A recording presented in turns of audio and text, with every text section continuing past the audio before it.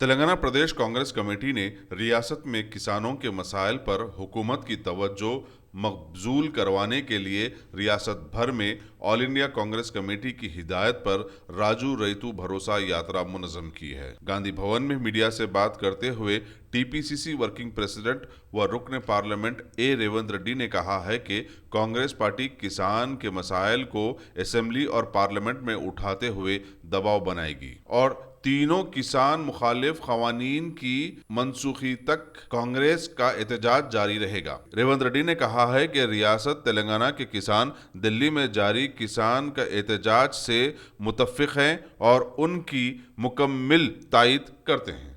ये किसान तकलीफ में है, किसान को मारने के लिए, फांसी देने के लिए केसीआर और नरेंद्र मोदी दोनों मिलकर शास्त्री ने ऐलान किया। अवाम किसान को फांसी देने के लिए प्रदेश सरकार और केंद्र सरकार ने जब कोशिश कर रहा है, इसीलिए हम लोग जंग कर रहा है प्रदेश सरकार से और केंद्र सरकार से।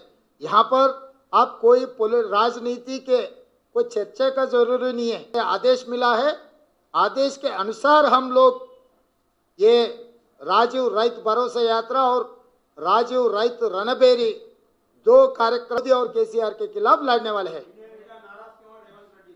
मुझे तो पता ही नहीं, आप बोल रहे हैं। अरे खबरें तो आप ही छापते, फिर आप ही पूछते। Paper political party own channels हो गए, उनका खुद का एक एजेंडा रहता, वो एजेंडा चलाने के लिए, एजेंडा हमारे सर पे डालने के लिए कोशिश करते। वो बेफिक्र रहो, सब लोग इकट्ठा है, सब लोग। अरे ठंडा नहीं, हवा गर्म हो गए, हर आदमी आमलेट डाल ले सकते हैं। अभी बेफिक्र रहो, हथियार अभी गर्म हो गए, हथियार का भी मार सकते, तोड़ सकेगा।